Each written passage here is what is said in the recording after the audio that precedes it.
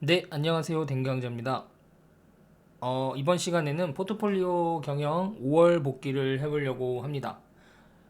제가 올해 들어와서 큰 목표를 하나 세웠는데, 그거는 10년 동안 주식 투자로 한번 100억 만들기를 한번 해보자. 예, 그런 큰 목표, 어떻게 보면 원대한 목표죠. 원대한 목표를 가지고, 그러면 이 목표를 위해서 구체적으로 어떤 전략이 필요한가, 어떤 마인드가 필요하고, 어떤 원칙이 필요한지, 그것들을 좀 정해놨었는데, 그것들을 또 한번 이번 포스팅을 통해서, 어, 한번 알아보는 시간을 가져보도록 하겠습니다. 늘 비싼 것은 멀리하고 싼 것은 가까이 하라. 이거는 제가 항상 투자를 하면서 제 마음속에 항상 있는 거거든요. 비싼 것은 약간 거부 반응이 일어나야 되고 싼 것은 흥분이 될 수 있는. 예. 그러려면 기업의 적정 주가를 알아야겠죠. 예. 그래서 이 적정 주가와 주가 상승 여력. 뭐 주식시장에 좋은 기업들은 너무나 많죠. 근데 과연 그 좋은 기업들이 가격이 반영이 되어 있느냐? 반영이 되어 있으면 좋은 기업인데 나쁜 종목이 될 수 있고요. 가격이 반영되어 있지 않으면 좋은 기업인데 좋은 종목이 될 수 있는 것이죠. 주식시장은 합리적이지가 않고 비합리적이기 때문에 좋은 기업이 늘 좋은 주가 수준을 보이는 것은 아닙니다. 이 주식시장 항상 빛을 보는 쪽이 있고 이 빛을 보다 보면 그 빛에 가려서 어, 어둠 속에 이제 보석이 숨어 있는 경우가 또 있거든요. 그래서 아무리 좋은 기업이고 실적이 좋다고 하더라도 만약에 주가가 그것을 반영을 하고 있다면 주식 투자자 입장에서는 매력이 떨어질 수밖에 없는 것이죠. 그래서 좋은 기업이 적정 주가 이상의 주가가 아니라 그 밑에 가격이 올 때까지 기다리는 것도 투자자의 자세다. 워렌 버핏은 그렇게 이야기를 하고 있죠. 내가 원하는 가격이 오지 않으면 아무리 좋은 기업, 좋은 종목이라도 나는 투자하지 않는다. 그런 말을 했었죠. 그래서 이제 주식 투자자들도 이게 정말 좋은 기업이고 또 좋은 종목이라 판단을 했지만 가격이 마음에 들지 않는다면 굳이 투자할 필요가 없는 거겠죠. 근데 이제 기관 투자자들 입장에서는 이제 돈이 들어오잖아요, 펀드에. 그러면 그 펀드에 있는 돈을 그냥 현금만 보유하고 있을 수는 없습니다. 무조건 투자를 해야 됩니다. 그래서 수익률이 개인 투자자가 훨씬 유리한 것이죠. 개인 투자자들은 뭐 기다렸다가 투자를 할 수도 있는 것이고 내가 원하는 종목만 딱 골라서 투자를 할 수 있기 때문에 구조적으로 봤을 때는 개인 투자자가 기관 투자자보다 훨씬 더 유리한 위치에 서 있다. 저는 이제 그렇게 판단을 하는 것이죠. 그러면 단점은 무엇이냐? 단점은 기관 투자자는 직업이 그거이기 때문에 하루 종일 주식 투자와 관련된 업무와 공부, 분석 뭐 이런 거를 할 수 있다면 개인 투자자는 퇴근 이후에 뭐 아이도 돌봐야 되고 뭐 가족들과 일도 해야 되고 친구도 만나야 되고 뭐 여러 가지 퇴근 후에도 할 일이 많잖아요. 퇴근 직장 중에는 공부를 도저히 할 수도 없는 거고 그렇기 때문에 짬을 내서 공부를 해야 된다는 그런 거에서는 조금 불리한 측면이 있겠죠. 그러나 제가 생각할 때는 하루 종일 공부를 한다고 해서 뭔가 뭐 대단한 기술이 나오는 게 아니라 어차피 주식은 좋은 종목을 사서 기다리는 것이 훨씬 기다리는 게 거의 80이기 때문에 80%이기 때문에 좋은 종목을 찾는 거에만 짬을 좀 내서 공부하는 게 필요하다. 그 기업들이 실적이 1년에 4번 발표되기 때문에 특히 분기 실적이 발표될 때는 퇴근 이후나 주말에 시간을 더 짬을 내서 공부를 하는 게 필요하다. 그렇게 저는 생각을 하고 있습니다. 그래서 5월에는 사실 별로 시황이 좋지 않을 것이다라고 저는 생각을 하고는 있었습니다. 그럼에도 불구하고 5월에 그래도 나름 자산 증식을 하게 됐네요. 감사하게도. 5월에는 특히 뭐 인플레이션, 뭐 금리 인상, 테이퍼링 뭐 이런 얘기들이 많이 나왔죠. 예, 그래서 뭐 금리가 인상되고 뭐 인플레이션이 오기 때문에 뭐 주시장에서 돈을 회수할 것이다. 뭐 그리고 또 미중 갈등 얘기도 나오고 뭐 별의 별 얘기가 다 나옵니다. 그래서 언론에서는 논조라는 게 있잖아요. 한번 좋게 논조가 설정이 되면 계속 좋다고 이야기하고 한번 나쁘게 설정되면 계속 나쁘게 이야기를 하죠. 그러다 보니까 뭐 주식시장에서는 고평가, 저평가가 생기는 것이고 그러한 가격 변동성을 이용해서 주식을 싸게 살 수 있는 기회도 있는 것이죠. 그래서 이제 뭐 저도 유튜브를 지금 찍고 있지만 유튜브에서 시장에 대한 예측이 참 많죠. 앞으로 시장이 어떻게 될 것이다. 뭐 3,000포인트가 깨질 것이다. 2년 뒤에 버블이 올 것이다. 엄청난 폭탄이 올 것이다. 뭐 그리고 뭐 이제 뭐 이거 아니다. 4,000포인트 돌파할 것이다. 뭐 5,000포인트 갈 것이다. 이런 약간 그런 점쟁이 같은 예언들이 있죠. 근데 그게 나름대로 다 근거가 있습니다. 예, 다 근거가 있어요. 시장이 하락하는 근거, 시장이 상승하는 근거 다 있다라는 거죠. 그러니까 결국엔 둘 중에 하나는 맞겠죠. 네, 뭐 어차피 뭐 오르거나 떨어지거나 시장을 하기 때문에 그렇다면 과연 뭐 분석을 하고 뭐 시장을 맞추는 것도 다른 문제거든요. 분석을 하는 것이랑은. 그리고 과연 그걸 맞춘다고 해서 나의 주식 투자에 정말 뭐 이게 과연 시장 분석에 도움이 되느냐, 그건 또 다른 문제입니다. 그래서 만약에 물론 뭐 시장을 맞추면 좋겠죠. 훨씬 유리한 위치를 선점할 수 있겠죠. 근데 문제는 연속적으로 맞추기가 어렵다는 것입니다. 연속적으로 맞춘 사람이 안 보인다는 겁니다. 그렇다면 맞출 수 없는 것에 과연 집중을 해야 되느냐, 내 시간을 과연 많이 할애를 해야 되는 게 맞는 것이냐, 차라리 그 시간에 숨어있는 좋은 기업들, 좋은 종목들을 발굴하는 게 더 낫지 않겠느냐, 뭐 그런 생각을 해볼 수 있다라는 것이죠. 그래서 저는 시장 예측이 지금 상황에서는, 물론 작년 코로나 같은 특별한 상황이라면 시장 예측이 중요할 수도 있겠죠. 저는 그때는 시장 예측을 굉장히 좀 세밀하게 했었습니다. 근데 지금 상황에서 과연 이 시장 예측의 확률이 있겠느냐라는 것입니다.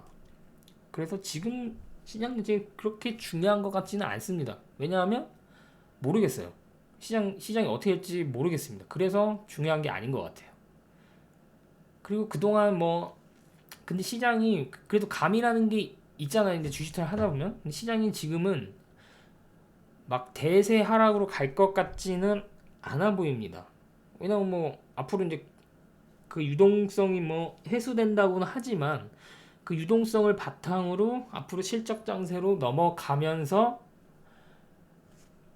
그런 주식시장의 환경이 나쁠 게 없거든요. 앞으로 경기 회복으로 가는, 경기가 가장 안 좋았기 때문에 그거를 글로벌 정부들이 너도 나도 나서서 같은 방향으로 정책을 짰고 돈을 푼다는 같은 방향, 그리고 그 효과들이 주시장에 지금 나타나고 있기 때문에 그리고 또 지금 당장 돈을 회수한다고 하지도 않았잖아요. 그래도 앞으로 경기 회복 국면이 조금 더 이어질 것 같다. 그냥 개인적으로 그렇게는 보고 있습니다. 그리고 이제 저같이 이제 저평가 종목들을 위주로 이제 투자를 하는 사람들 입장에서는 박스권 장세가 훨씬 유리한 겁니다. 시장이 올라봤자 시가총액 상위 종목들 위주로 반영이 될 것이고, 또한 그렇게 해서 시장이 오르면 시장에 대한 부담감이 생기기 때문에 시장과 상관없는 종목들까지 영향을 미치게 됩니다. 그게. 그래서 시장이 급격하게 올라가는 것이 저에게는 그렇게 유리한 포지션은 아닌 것 같다. 예, 그런 생각이 드는 거죠. 그래서 지금처럼 그냥 오르락 내리락 하면서 좋은 종목들, 실적 대비 저평가된 종목들, 펀더멘털이 받쳐주는 종목들, 그런 종목들 위주로만 올라가는 게 훨씬 더 제 포지션에는 유리한 것 같다. 예, 그런 생각이 듭니다.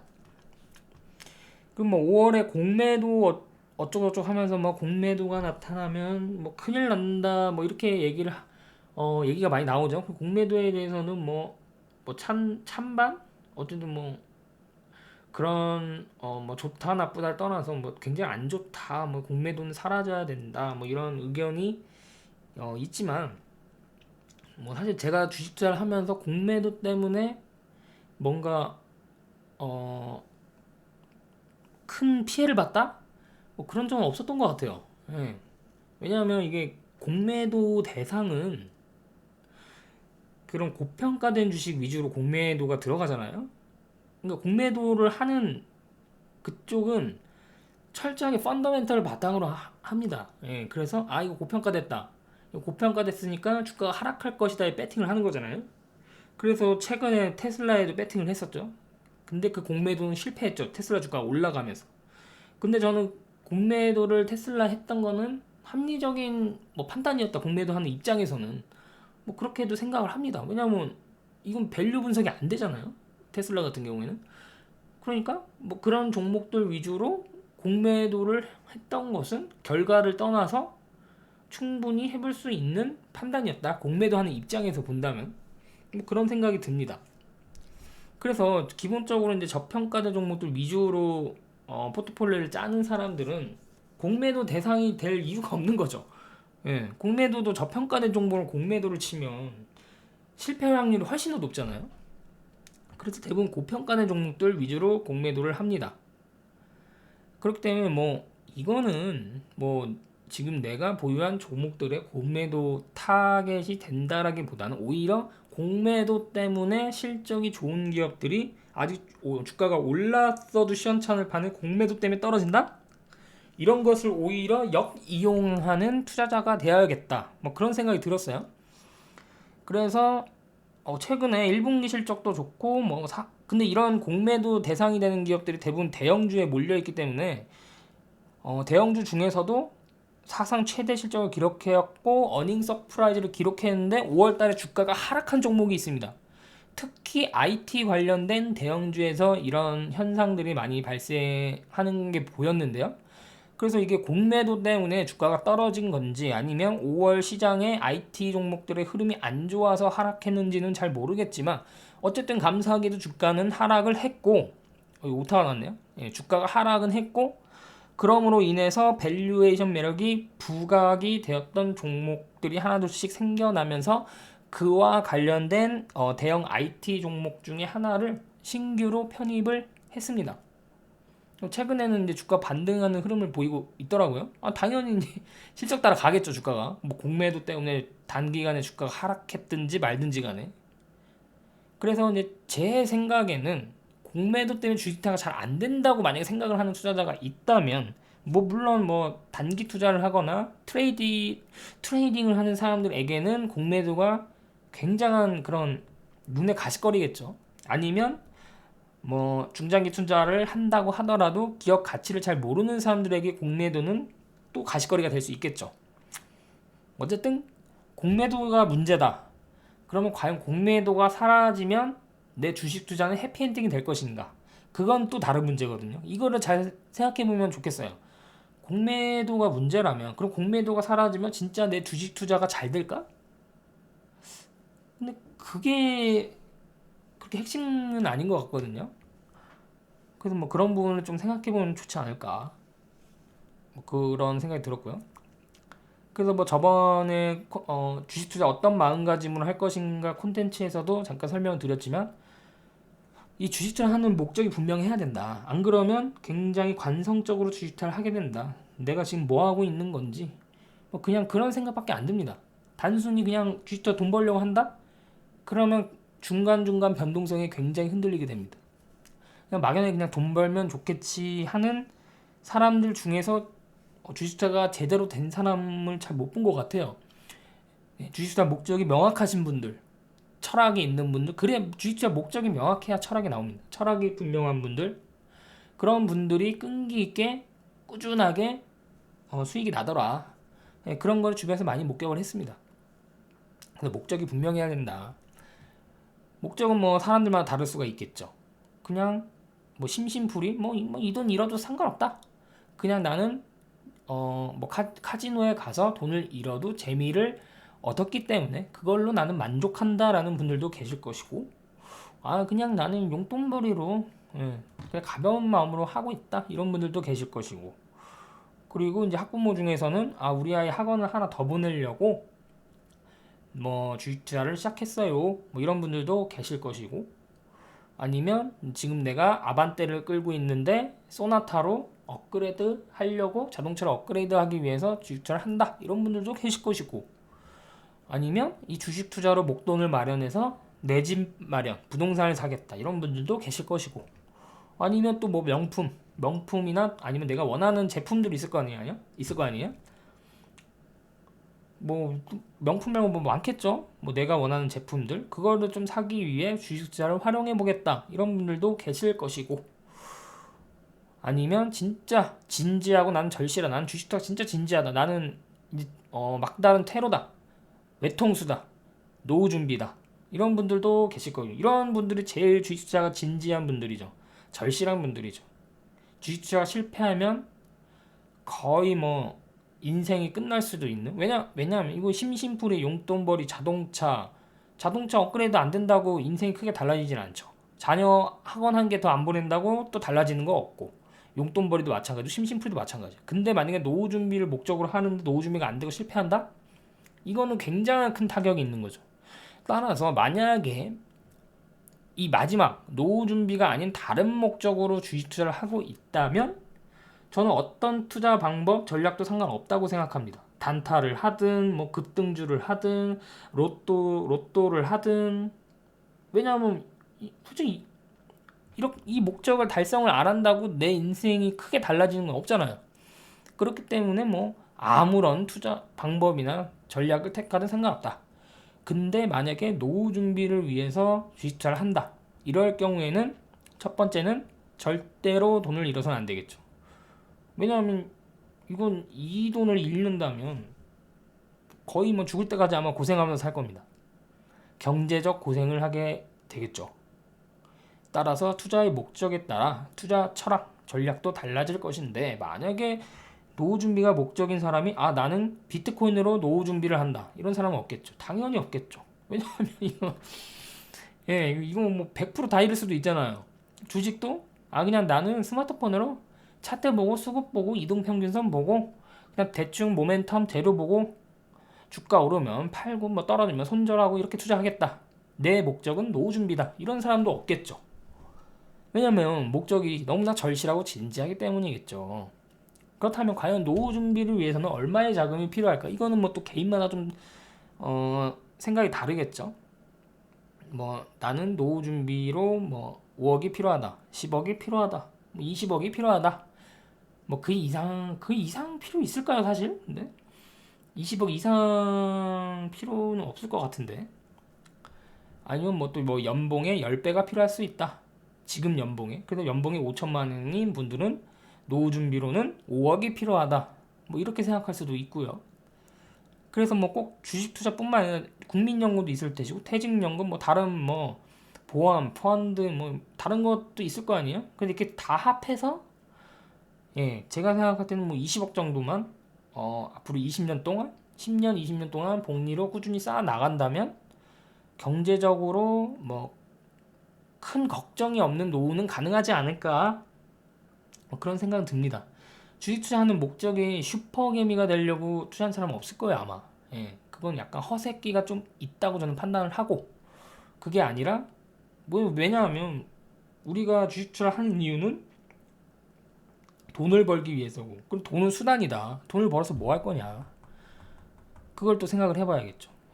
그러면 돈을 벌어서 이게 충분히 만족이 된다면, 노후가 만족이 된다면 굳이 뭐 내가 계속해서 주식 투자를 할 필요는 없는 거죠. 아무튼 그래서 존리 대표, 메리츠 자산운용의 존리 대표가 항상 하는 말이 있잖아요. 아니 주식 투자 매년 뭐 커피값 아끼고 뭐 아껴서 하루에 몇만 원씩 계속 투자해라. 좋은 기업 사서 오래 보유해라. 20년 정도만 계속 그걸 한번 실천해봐라. 그러면 다 부자 될 수 있다. 다 노후 준비할 수 있다. 그렇게 얘기를 하잖아요. 이거 진짜 맞는 말이라고 생각합니다. 대신에 개인 투자들이 도대체 좋은 종목이 뭔지를 잘 모를 뿐이지, 이 말은 맞는 말이죠. 계속해서 사라. 그리고 왜 손절을 하냐? 좋은 기업, 좋은 종목인데 왜 손절을 하냐? 떨어지면 더 사야지. 이것도 맞는 말이죠. 그래서 그렇게 실천을 해라. 근데 그렇게 실천한 사람이 없을 것이다. 그 얘기죠. 근데 이제 저는 그 노후 준비를 좀 넘어서 한번 이 프로젝트를 한번 실천을 해볼 생각이에요. 그래서 앞으로 10년 동안 주식 투자로 100억을 만드는 것을 한번 해보겠다. 이 프로젝트 한번 해보겠다. 그러면 이걸 만들기 위해서는 이제 경계해야 될 게 있겠죠. 이런 투자는 절대로 해서는 안 된다. 이런 투자를 하면 이 프로젝트가 성공하기 어렵다. 그게 뭐냐면 첫 번째는 자산 초기화입니다. 중간에 절대로 자산이 초기화되면 이거는 이 프로젝트는 실패하는 겁니다. 그렇다면 자산 초기화 될 수 있는 방법을 안 하면 되겠죠. 그러면 방법이 그런 게 뭐가 있을까요? 코인, 로또에 만약에 몰빵을 했다고 쳐봅시다. 근데 그 당첨이 안 됐어요. 그럼 영원이 되는 거잖아요. 영원. 그런 식의 주식 투자를 하는 사람들이 굉장히 많아요. 주식시장도 로또처럼 투자하는 사람들 굉장히 많죠. 잘 되면 제일 좋죠. 그게 잘 되면 대박이 나는 거죠. 그게. 그리고 그런 사람이 한 명도 없다고 이야기하진 않겠습니다. 많죠. 그런 사람들. 예. 근데 그런 행운이 나한테 없다라는 게 문제죠. 그래서 이런 거는 애당초 건드리지 않는다. 일단 자산 초기화 될 수 있는 방법은 하지 않는다. 그리고 손절할 주식은 애당초 사지 않는다. 주가가 떨어지면 오히려 기분 좋게 이게 웬 떡이냐 하고 추가 매수할 수 있는 종목, 온리 매수를 계속 할 수 있는 종목만 매수를 한다. 그 정도의 펀더멘털, 그 정도의 가치, 밸류, 그 다음에 실적, 그런 것들을 감안해서 그런 종목들만 매수를 한다. 또한 몰빵 안 된다. 예, 몰빵은 거의 로또랑 마찬가지죠. 아무리 처음에 몰빵을 해서 성공을 했다 하도 또 그걸 몰빵을 했는데 실패하면 다시 0부터 시작해야 되는 거죠. 그런 투자는 애당초 하지 않는다. 그런 원칙을 세웠습니다. 이거를 세우면 이제 꾸준한 수익. 예. 이 프로젝트가 성공을 하려면 10년 동안 꾸준한 수익이 필요한데 뭐 자산 초기화 비슷한 전략이죠. 자산 초기화만 안 되면 장기적으로 꾸준한 수익이 가능하다. 뭐 전쟁이나 이번처럼 코로나가 터지든 지수가 이렇게 폭락을 하든 뭘 하든 매년 조금이라도 자산을 계속 증식하는 잃지 않는 그런 투자를 하자. 예, 그렇게 이제 계획과 원칙을 세운 거죠. 그럼 그 원칙에 맞는 투자 전략을 구사를 하면 됩니다. 그러려면 시장이 아니라 기업에 집중을 해야 된다. 왜냐하면 시장은 집중해도 맞출 수가 없다. 연속적으로 맞출 수가 없다. 그럴 거면 기업에 집중하자. 이 기업이 전년 동기 대비 실적이 좋아졌는지, 전년 대비 실적이 좋아졌는지, 실적은 좋아졌는데 주가는 반영을 했는지, 안 했는지, 왜 반영을 안 했는지, 실적은 좋아졌는데 비즈니스 구조가 어떤지, 계속해서 실적이 좋아질 수 있는 비즈니스와 업황을 갖고 있는지, 이런 것들을 분석하는 게 시장 분석보다 훨씬 더 효과적이라고 저는 생각을 하고 있어요. 그래서 이렇게 분석을 하면 내가 이 기업을 왜 투자했는지 눈 감고 설명할 수가 있죠. 대부분 이제 주식 투자에 엄청난 실패를 하고 깡통을 차고 다시는 주식 투자 내가 하나 봐라. 그 주변 사람들한테도 주식은 절대 안 된다. 앞으로 평생 주식은 손대지 마라. 이렇게 생각하시는 분들 있죠. 그래서 그런 사람들에게 물어봅니다. 그 종목 왜 사셨어요? 물어보면 대답을 못해요. 몰라. 그렇게 많은 돈을 투자하는데 그 회사가 뭐 하는 회사인지, 전년 대비 실적은 좋아졌는지, 전년 동기 대비 실적은 좋아졌는지, 시장의 기대치만큼 실적이 부합하고 있는지, 적정 밸류가 얼마나 아무것도 몰라. 그렇지 않나요? 예, 그러니까 실패하는 방법으로 투자를 했기 때문에 주식투자가 실패를 하는 거죠. 아무튼 그렇고요. 그래서 인기주는 비싸니까. 예, 비싸니까 소외주는 싸니까. 그러니까 인기주와 소외주는 계속 반복되는 겁니다. 지금의 인기주가 계속 인기주가 된다는 보장이 없고 지금의 소외주가 계속 소외된다는 보장이 없어요. 소외된 종목들 중에서 실적이 계속 좋아지면 이제 그게 인기주가 되는 겁니다. 주가가 이제 반영을 하면서. 그래서 이미 실적이 좋아지고 이미 주가가 반영이 된 기업들을 투자를 하면 아무래도 주가가 더 오를 확률이 별로 없겠죠. 이미 주가 반영이 됐는데. 그쵸? 그래서 그런 분들 있잖아요. 아니 실적이 좋아졌다고 샀는데 주가는 왜 내가 사고 계속 떨어지냐. 이 주가가 이미 반영된, 실적이 좋아졌음에도 불구하고 주가가 이미 반영된 걸 샀기 때문에 그런 거죠. 실적은 좋아졌는데 아직 주가가 반영이 안 된 걸 사야죠. 아무튼 그런 종목들만 포트를 구성해서 분산해서 1년 단위로 평가를 하고 관리를 하는 게 포트폴리오 경영이다. 그렇게 보시면 되겠죠. 그래서 분산 투자가 대부분이 그냥 이것도 좋아 보이고 저것도 좋아 보이고 저 전문가 추천하니까 좋아 보이고 여기서 증권 기사에서 이거 좋다더라 해서 그냥 이것 좀 막 담는 사람들 있죠. 그건 분산 투자가 아니죠. 그거는 그냥 묻지마 투자를 하는 것이죠. 진짜 분산 투자는 전략적으로 해야 됩니다. 가장 좋은 종목들, 가장 주가 상승 여력이 확률적으로 높고 기대되는 종목들, 그런 종목들로만 포트를 구성해야 실패하는 종목이 생겨도 매년 20% 30%씩 자산이 증식될 수 있는 확률이 굉장히 높아지는 거죠. 저는 왜 삼성전자에 투자하지 않을까요? 삼성전자가 나쁜 기업이라서 절대 아니죠. 엄청 좋은 기업이죠. 그럼 왜 투자를 안 하느냐? 이것저것 비교를 해봤더니 주가 상승 여력이 내가 투자한 종목보다 낫더라. 예를 들어서 연 5% 상승이 기대된다. 이런 삼성전자가. 그러니까 투자를 안 하는 거죠. 그 기업이 나빠서가 아니라. 두 번째 이유는 제가 삼성전자를 다른 기관 투자들보다 더 잘 분석할 자신이 없어요.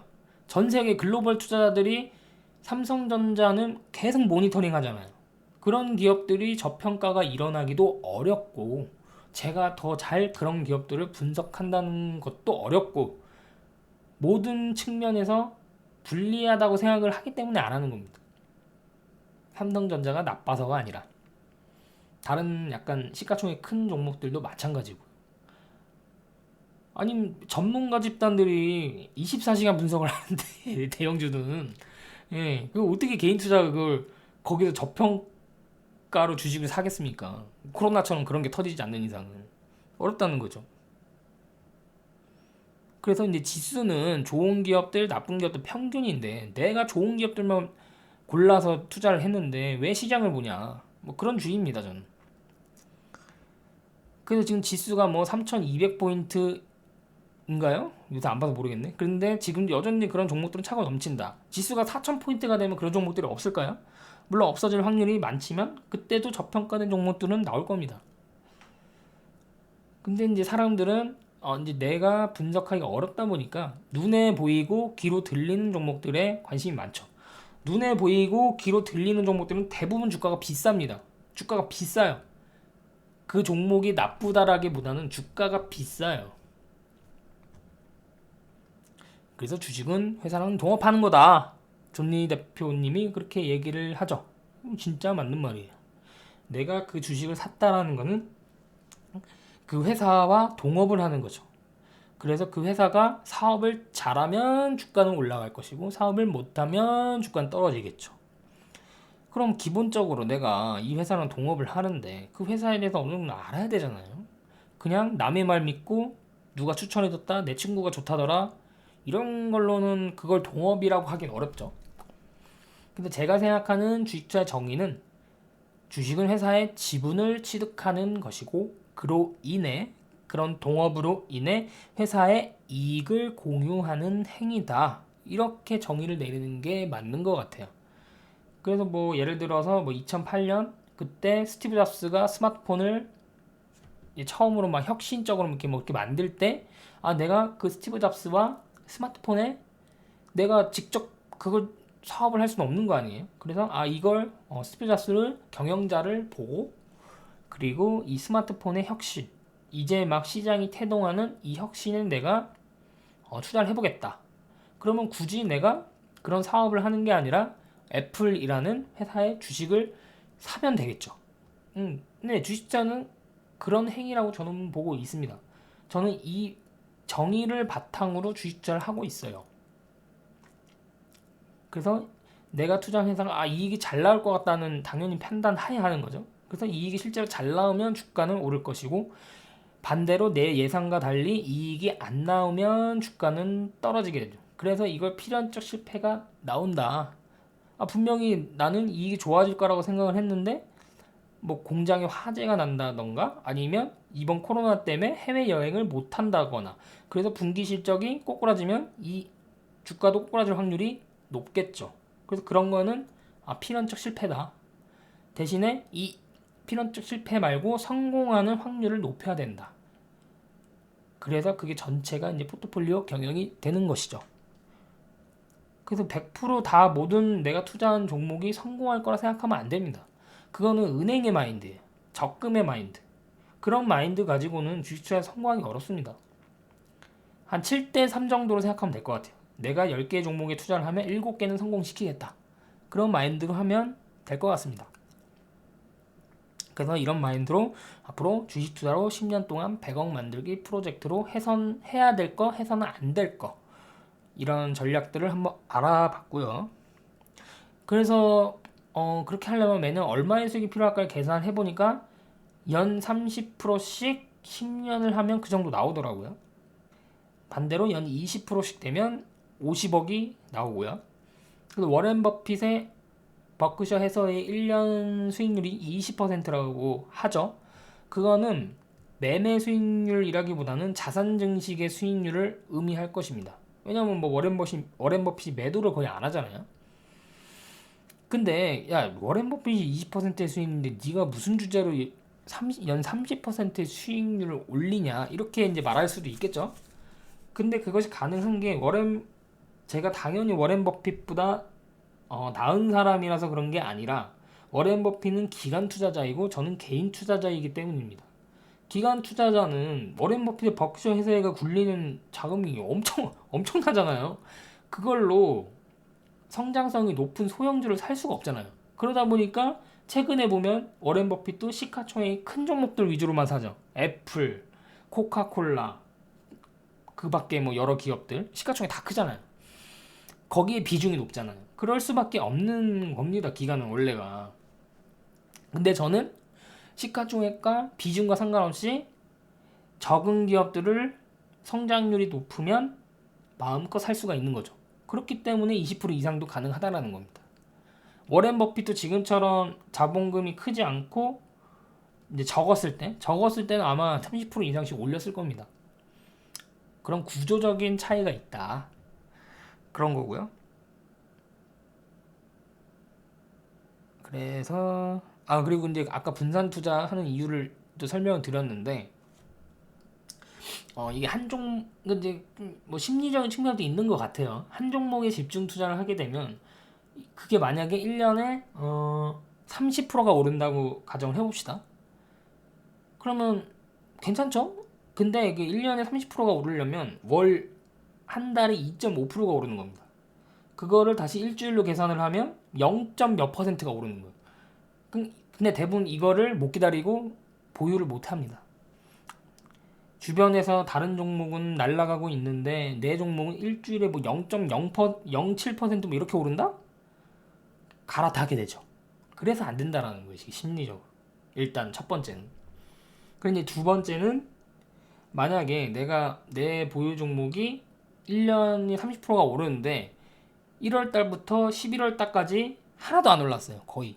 그리고 12월에만 30%가 한 번에 오를 수도 있는 거죠. 주가는 언제 어떻게 오를지 아무도 알 수가 없습니다. 그냥 좋은 종목이고 저평가됐고 이게 주가 상승률이 얼마 있는데 이게 언제 그게 도달할지는 모르는 거죠. 근데 만약에 내가 다른 종목 하나 더 투자를 했는데 그게 먼저 뭐 한 달이 돼서 30%가 오를 수도 있는 거죠. 그러니까 이 종목은 2월이 돼서 30%가 오를 수가 있는 거죠. 그러면 이 30% 오는 걸 먼저 판 다음에 아직 안 오른 그 종목을 다시 사면 이게 복리가 누적이 되는 거죠. 그래서 오히려 자산 증식이 훨씬 유리하다는 겁니다. 리스크를 분산하는 건 기본이고요. 그래서 그냥 제 생각에는 이거는 분산 투자 안 할 이유가 없구나. 이거는 분산 투자 무조건 활용을 해야겠다. 근데 이게 이제 그런 포트폴리오 경영을 안 해본 사람이 이제 잘못된 인식을 갖고 있는 거죠. 이거 분산 투자 내가 해봤더니 안 되더라. 집중 투자로 몰빵을 해야지만 이게 수익이 커지더라. 이렇게 이제 생각을 하는 거죠. 그래서 근데 해보니까 분산 투자가 제가 해보니까 훨씬 유리합니다. 이 몰빵 투자는 집중 투자, 몰빵 투자는 이게 자산 초기화가 될 수가 있어요. 분명히 내가 확신을 갖고 투자를 했는데도 실패할 수 있는 게 주식 투자잖아요. 왜냐하면 주식 투자는 사업이니까. 사업이 아무리 확신을 갖고 한다고 해도 사업하는 사람들 중에서 확신 없는 사람도 없습니다. 예, 이건 무조건 될 거라고 생각해서 사업을 하는데 실패하죠. 주식 투자도 그럴 수가 있잖아요. 근데 이게 몰빵 투자를 해서 이게 실패를 해버리면 타격이 굉장히 크다라는 겁니다. 그래서 그런 리스크를 분산하는 것도 있고 실제적으로도 복리 효과에 더 유리하더라. 내가 직접 해보니까 뭐 그런 이야기를 드리는 거고요. 그래서 그 중에 실패하는 종목이 생기는데 그거는 필연적 실패다. 투자의 비용이다. 뭐 그렇게 수수료라고 생각하는 거죠. 그래서 이런 게 정해졌고 주식 투자 어떻게 해야 되나의 질문엔 워렌 버핏이 이렇게 해라, 피터 린치가 이렇게 해라 알려줬고 뭐 알려준다고 하더라도 분명히 시행착오는 있을 겁니다.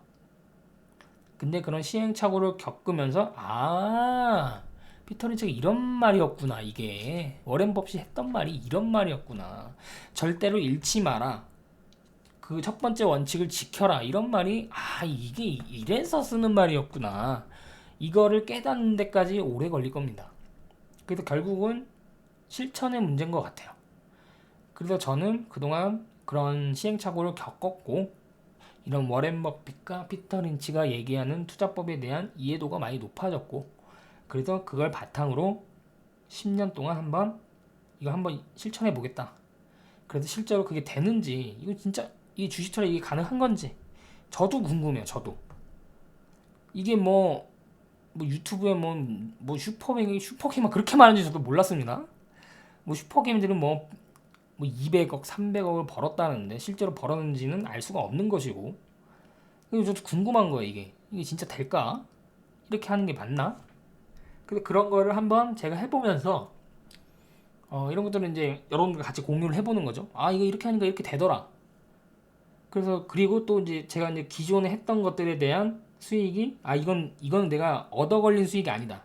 이거는 내가 이 분석을 통해 이렇게 해서 이렇게 했더니 되더라. 이거는 똑같이 내가 그렇게 하면 앞으로 될 것이다. 될 것 같다. 그런 생각이 있거든요. 그런 생각과 확신이 있어요. 그래서 이걸 한번 해보겠다. 뭐 중간중간에 뭐 어려운 고비들이 있겠지만 이런 것들 한번 하면서 개인 투자들한테 한번 공유를 해보겠다. 그래서 뭐 저 같은 이런 투자 이런 거에 이제 공감하시는 분들은 뭐 계속 보시면 될 거고, 네 말을 공감 안 된다. 네 건 너의 투자법은 별로인 것 같다. 그러면 안 보시면 되는 거고. 뭐 그렇게 해서 한번 진행을 해보도록 하죠. 예. 그리고 오늘 한강 자전거를 타고 갔다 왔는데 좋더라고요. 그 좀 주말마다 날씨가 좋으면 이제 자전거를 좀 계속 타보려고 하고 있어요. 자전거 타면서 뭐 이것저것 생각하는 것도 좀 기분이 좋고. 그래서 다음번에는 근데 사진을 못 찍었네요, 제가. 그래서 좀 사진을 찍으면 뭐 블로그에나 이런 데 한번 올려보도록, 포칭을 하면서 올려보도록 하겠습니다.